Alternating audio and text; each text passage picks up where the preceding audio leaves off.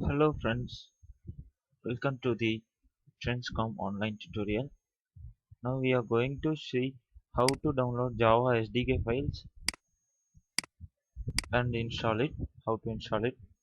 First of all, you want to go a web browser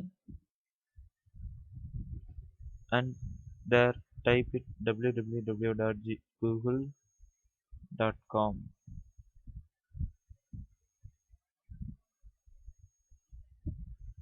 In the Google search bar, you want to put these words JDK.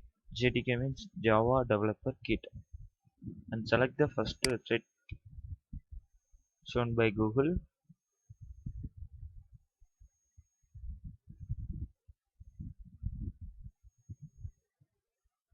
And you want a Java development kit, so that you want to click Java and then download that.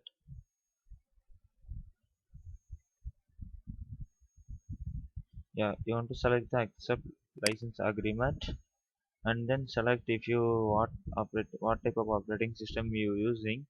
I'm using Windows x86, so that I click that. Yeah, my download is starting now. Okay, thank you for watching this video.